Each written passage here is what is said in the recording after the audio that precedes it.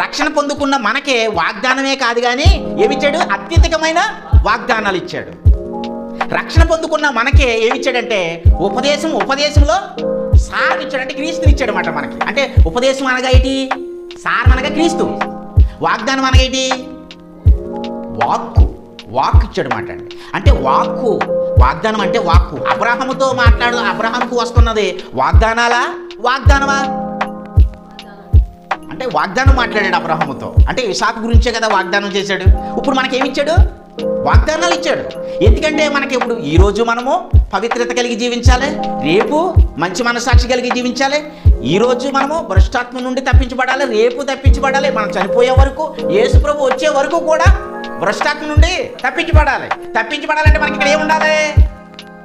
అత్యధికమైన వాగ్దానాలు ఉండాలి. ఇంకేముండాలంటే ఉపదేశ సారం ఉండాలన్నమాట. ఇది మాట చూసారా? అంటే ఉపదేశము మనము ఏదో ఈరోజు హృదయ పవిత్రత కలిగి రేపు మంచి మనస్సాక్షి కలిగి ఉంటాం కాదు. ఈరోజు ఎలా ఉంటాం కాదు. ఈరోజు ఉంటాము, రేపు ఉంటాము, ఎల్లుండి ఉంటాము. ఎందుకంటే మనకి ప్రతిరోజు ఏమవుతుంది? మనకి ఉపదేశ సారం వస్తుంది మనకి. ఇప్పుడు ఉదయం లేవగానే బైబిల్ను చదవాలన్నమాట. బైబిల్ చదువుతున్నప్పుడు ప్రభు మాట్లాడతాడన్నమాట ఖచ్చితంగా. లేకపోతే వర్తమానం వింటున్నప్పుడు వర్తమానం ద్వారా, సేవకుల ద్వారా నీతో స్ఫూర్తిగా ప్రభు మాట్లాడతాడన్నమాట. అంటే నీకు వర్తమానం వస్తుంది, అంటే సారం నీకు వస్తుంది. అంటే వాగ్దానంతో దేవుడు మాట్లాడతాడు అన్నమాట. అబ్రహాముతో మాట్లాడిన ఎబ్రీ పత్రిక 1వ అధ్యాయం 1వ వచనం అంటే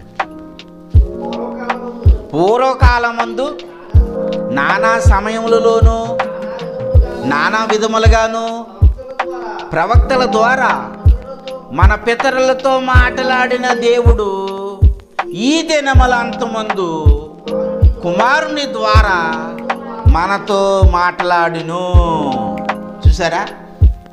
ఈ దినముల అంతమందు ఎవరితో మాట్లాడతాడో, ఎవరి ద్వారా మాట్లాడతాడో? కుమారుని ద్వారా మాట్లాడతాడు. అంటే యేసు ప్రభు మీతో మాట్లాడతాడన్నమాట. పితరులతో అబ్రహాముతో మాట్లాడిన దేవుడు యేసుక్రీస్తు ఆయన ప్రత్యక్షత ఇప్పుడు మీతో మాట్లాడుతున్నప్పుడు విన్నారనుకో, మీకు మాటలు ఎలాగుంటాయి? ఎలాంటి మాటలు అనుకున్నా మీరు? ఈ ఉపదేశ సారం.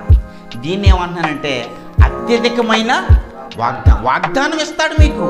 వాగ్దానం ఏంటంటే, నా కుమారుడా నువ్వు భయపడకో, ఈ లోకముందున్న భ్రష్టాత్మను నువ్వు జయిస్తావు. నేను ఇలా అంటున్నాను. ఇప్పుడు పేతురు 2వ పత్రికలో పేతురు గారు రాసినటువంటి పత్రిక అది. ఆ పత్రిక ఎవరికి రాశాడు? విశ్వసించి హృదయ పవిత్రత పొందుకుని పరిశుద్ధాత్మను పొందుకుని సంఘములో ఉన్న విశ్వాసులకి పేతురు గారి ద్వారా ఎవరు మాట్లాడారు? పరిశుద్ధాత్మను మాట్లాడాడు. అంటే వాగ్దానం సంఘ విశ్వాసులకి ఇస్తానన్నమాట. ఇదిగో మీరు యేసు ప్రభువుని విశ్వసించిన మీరందరూ కూడా ఈ లోకం ముందున్న భ్రష్టాత్మ నుండి తప్పించబడతారు. అదే పత్రిక మనం చదువుకున్నాం. పేతురు 2వ పత్రికలో రాయిస్తే ఇప్పుడు మన సంఘంతో ప్రభు మాట్లాడుతున్నాడు. ఈ లోకం ముందున్న భ్రష్టాత్మను జయించాలంటే అసలు లోకముందున్న భ్రష్టాత్మ ఉంది, లోకమంతా భ్రష్టాత్మలోకి వెళ్ళిపోతుందన్న సంగతే ఎవరికి కూడా తెలీదు. తెలిస్తే ఏం చేస్తారు? అయ్యి బాబు వర్తమానం పొందుకోవాలని పొందుకుంటారా లేదా? రానివ్వదు అపవిత్రాత్మ. ఈ వాక్యాన్ని గ్రహింపులోనికి రానివ్వదు అపవిత్రాత్మ. ఎందుకంటే అందరిని కూడా అపవాదిగాడు అందరినీ వాడేసుకుంటున్నాడు. పిల్లలు మాట చెప్పంటారా? అందరికీ వాగ్దానం ఉందా లేదా? అంటే ప్రపంచంలో క్రైస్తవులు ఎన్నో సంఘాలు ఉన్నాయి కదా, అన్ని సంఘాలకి ఏముంది? వాగ్దానం ఉంది. అంటే రక్షణ ఉంది. విశ్వాసం ద్వారా హృదయ పవిత్రత వచ్చింది, పరిశుద్ధాత్ముడు వాళ్ళలో ఉన్నాడు. అయితే వాళ్ళు ఏంటంటే అత్యధికమైనటువంటి వాగ్దానం లేదు. అత్యధికమైన వాగ్దానం అంటే ఉపదేశ సారం లేదు. ప్రియులారా, సారాన్ని కలిపేస్తున్నారన్నమాట. మనం ఏం పొందుకుంటున్నామంటే ఇప్పుడు సారాన్ని పొందుకుంటున్నామన్నమాట. దీనివలన మనకి ఏమొస్తుందంటే వాగ్దానం వస్తుంది. అంటే ప్రభు నీతో సూటిగా మాట్లాడతాడన్నమాట.